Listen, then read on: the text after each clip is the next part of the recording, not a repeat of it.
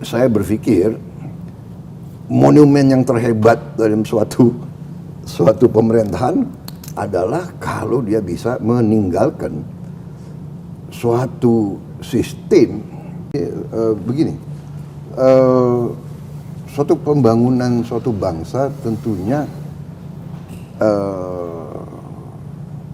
bertahap dan memiliki dimensi yang banyak. Kalau Anda benar, saya merasa bahwa harus fundamental, jadi harus dasar dulu. Back to basic. Ya, dasar. Basic kan artinya dasar. Yeah. Ya. Sama dengan kita bangun suatu gedung, landasannya, fondasinya harus kuat.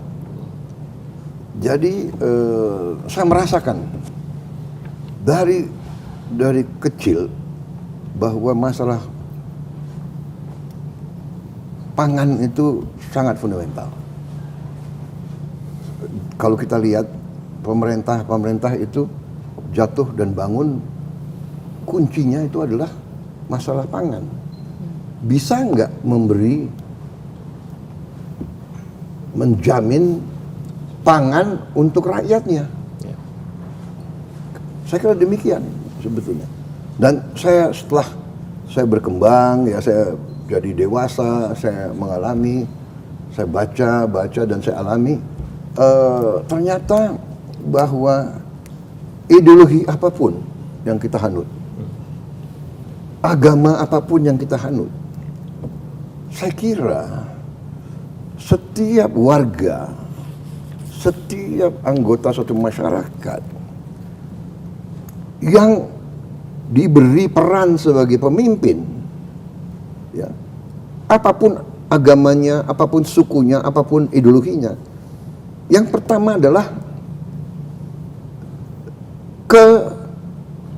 kebaikan, keselamatan daripada rakyatnya. Itu harus fokus utama menurut saya. Itu keyakinan saya. Percuma kita pinter, kita pandai berpidato, pandai bikin buku, masalah ideologi, masalah macam-macam, tapi kita hilang fokus.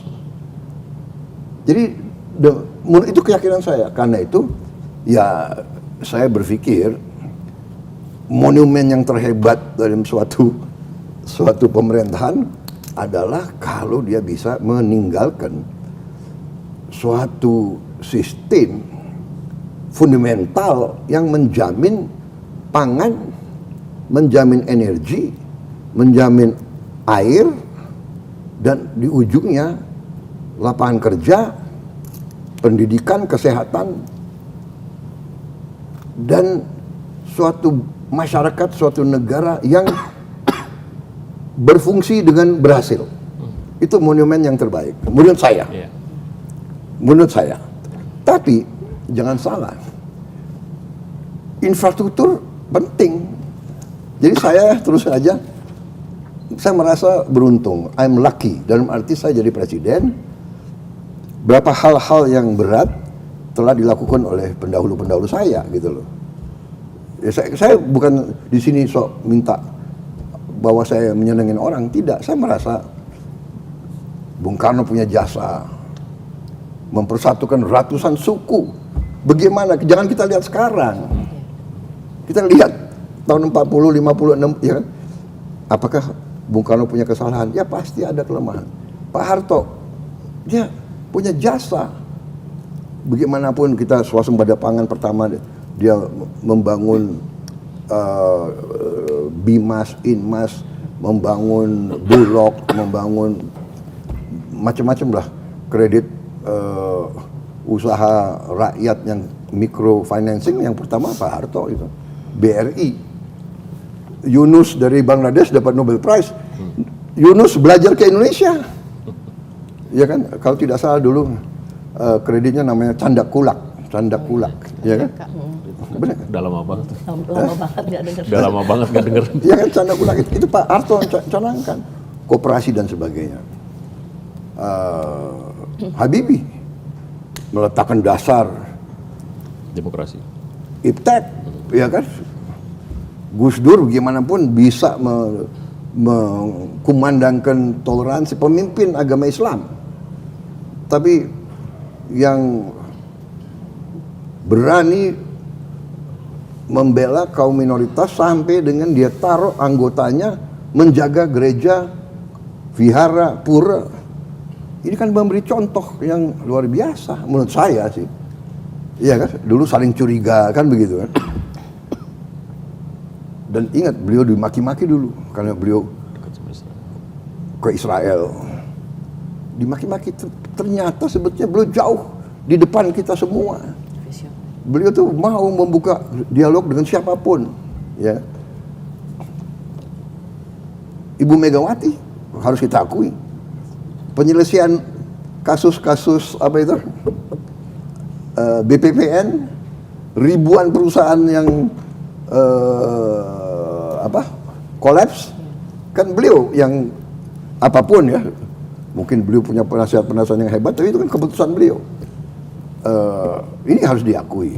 Pak SBY juga memimpin negara dalam krisis 2008, krisis ekonomi luar biasa, ya kan, kemudian tsunami, kemudian menyelesaikan GAM, dan Pak Jokowi saya katakan ya saya sekarang ya tinggal landasan yang sudah bagus, ya saya tinggal pakai interkonektivitas dengan infrastruktur yang sudah dibangun. Sekarang mudah, sekarang coba jujur aja, dari Jogja ke Jakarta lewat darat, ya kan, bandingkan sama sekian puluh tahun yang lalu. Sekarang kita lihat mudik kenapa lancar, jalan tol banyak, ya kan, alhamdulillah. Mudik tahun ini pun saya juga merasa bahagia, saya dapat laporan kecelakaan mudik tahun ini berkurang 30% daripada tahun yang lalu. Nah, ini juga karena kerja keras banyak orang ya. Jadi saudara-saudara, banyak orang libur, THR, menteri-menteri saya nggak libur itu. Mereka sampai malam monitor ada kemacetan di mana, ada jembatan yang ya itulah, tapi itulah namanya kebanggaan ya, kalau kita bisa bermanfaat, bekerja untuk rakyat kita, itu kehormatan.